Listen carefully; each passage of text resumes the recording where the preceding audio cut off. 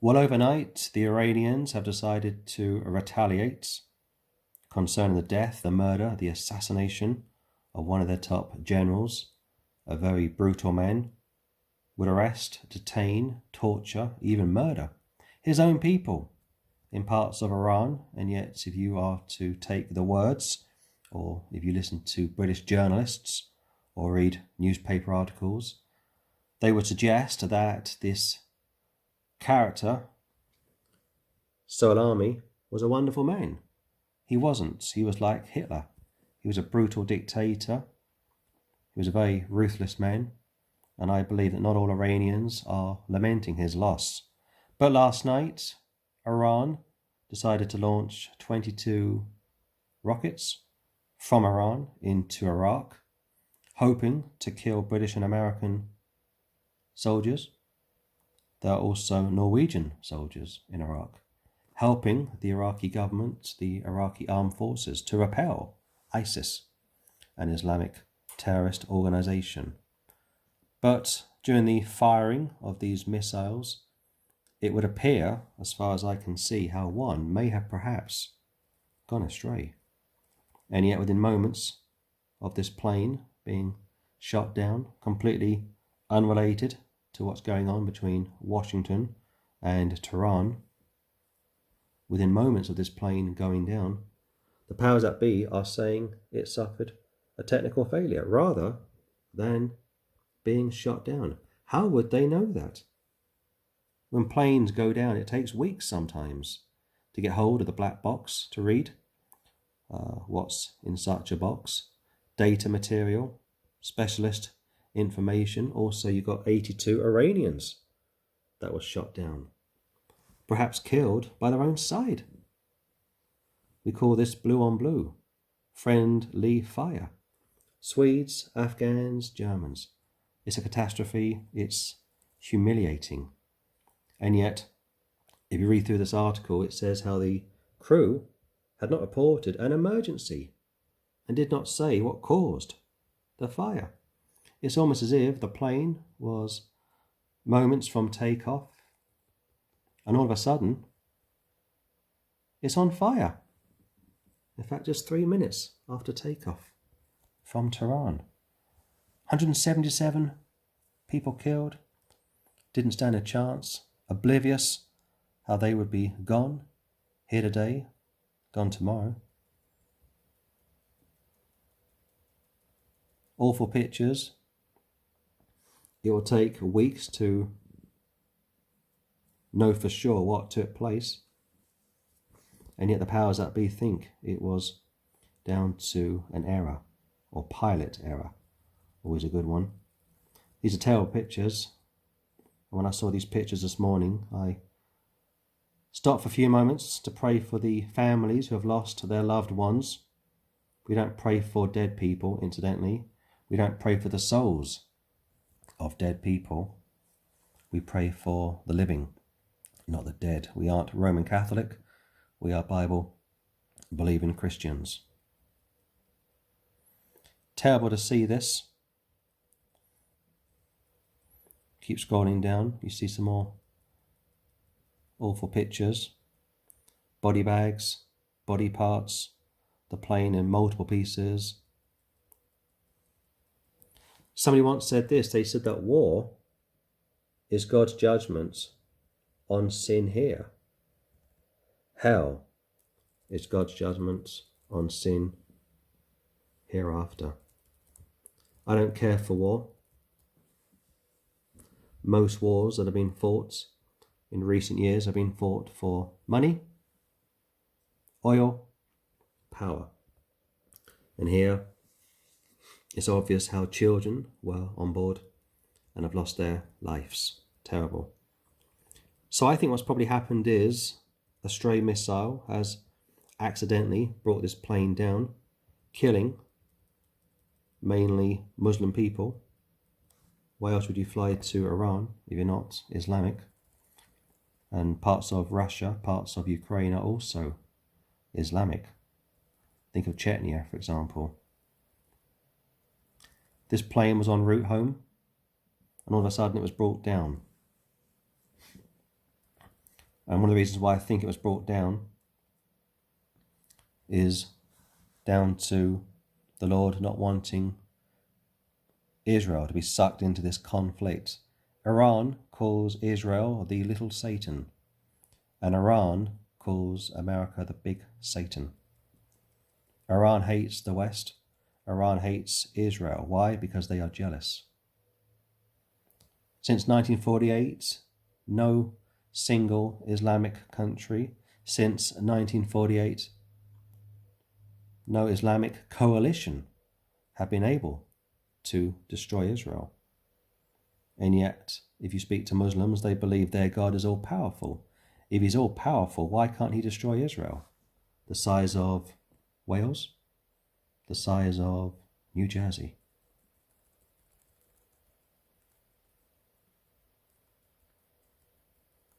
In time, we will know for sure what brought this plane down. But in some ways, it's irrelevant. What it does show me is that the Iranians are incompetent, accidentally shot down this plane. And of course, the powers that be are desperately trying to cover up what has taken place. Thankfully, no British or American forces were injured or killed last night. I think we'll see more tit-for-tat responses, but at a lower scale. And these poor people having to go through the wreckage, searching for bodies, hoping, perhaps against hope, that they will find survivors. But again, war is God's judgment on sin here. Hell is God's judgment on sin hereafter. Iran, just for the record, is controlled by the Ayatollah, a self-appointed leader, like every leader in the Middle East, apart from Israel, of course. No freedom of thought, no freedom of religion. If you question him, you are basically put to death. The loss of his top general is huge. It's humiliating. They are furious, wanting to seek his revenge, of course, and yet not all Iranians are lamenting his loss. Most Iranians are wanting freedom. Most Iranians are wanting to do what they wish to do. Iran is a very young and prosperous country, has a promising future, but is being held back by Sharia law, the Ayatollah and his minions. And it's interesting because if you speak to journalists in this country or liberals in this country, they will hammer and attack Israel at every given opportunity, call Israel a dictatorial nation occupying the Palestinian territories, so on and so forth, and yet they don't seem to criticize Iran, which kills its own people, detains its own people, punishes, persecutes, murders its own people. There's such a discrepancy when it comes to the West and the Middle East. This goes back to authority again, of course. If you're not a Bible-believing Christian, you have no idea what is going on. If you're not born again, you are completely oblivious, completely incapable of understanding what is going on. As a Bible-believing Christian, I have my Bible. I read it, I believe it, and I know that the Jew is greatly blessed by Jehovah. If you mess with the Jews, Jehovah will mess with you. A lot of people in Iran have been forced onto the streets to show emotion, show a sense of solidarity. If you think of North Korea, it's the same there. They are forced onto the streets to show their love for the great leader, quote unquote. A lot of these people are either in the government's pay or under the authority of the local secret police. If you go back to Germany, East Germany, back in the 1960s, right up until the 1980s, they had what was called the Stasi, that ruled with a rod of iron, communist state, and those in East Germany were terrified of the Stasi.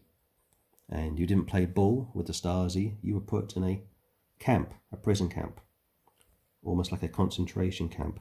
Same is true in Iran. these people wouldn't dare go on the streets. They wouldn't dare question the Ayatollah's rule and reign. And when they tried to do this a few years ago, it was brutally put down. Time will tell what happens. My feeling for the short term would be there will be terrorist attacks all over the world. Iran is the most dangerous country in the world, along with North Korea, of course. It's interesting in recent years to see Saudi Arabia working so closely with Israel, and even Egypt is an ally of Israel. Saudi Arabia and Egypt see Iran as a dangerous menace to the Middle East, and these poor people are brainwashed, victims of an Islamic ideology. For the most part, have never really been offered anything alternative to Islam, and we hope and pray in time they will come out of that system and get born again. Isaiah 54:17 says, "How no weapon that is formed against thee shall prosper, and every tongue that shall rise against thee in judgment thou shalt condemn. This is the heritage of the servants of the Lord, and the righteousness is of me, saith the Lord." So I think, this is my theory, that the plane was brought down first and foremost as a warning to the governments in Iran not to pick on Israel, not to pull Israel into this conflict. If you go back to the first Gulf War, Saddam Hussein would fire Scud missiles at Israel, hoping that Israel would enter the war, and as a result, the Allied coalition would collapse. And to stop that from happening, the British SAS were sent into Iraq, of course, to locate these Scud missiles and destroy them. That kept Israel out of the Gulf War and destroyed Iraq subsequently, and Saddam Hussein. Iran would love to do the same again. She would love to drag Israel into this latest conflict. So to stop that from happening, a warning was sent to Tehran, indirectly of course, and we call this the Lord's permissive will. This plane was brought down, a humiliating hammer blow to the Iranians. Their missiles that they fired overnight have made no difference. There have been no fatalities, no casualties on the side of the West. And I don't support wars. I don't believe in wars. Most wars have been fought for financial gain, for money and power. But one more time, war is God's judgment on sin here. Hell is God's judgment on sin hereafter. And these pictures are self-explanatory. Pretty horrible to see. The wreckage goes on for miles, I would imagine. Rockets are being fired. Some casualties, obviously. But so far, as far as we can tell, no Western casualties, fatalities, and as far as we can tell, nothing which would concern Israel. And of course, Israel is the target of the Iranians. They hate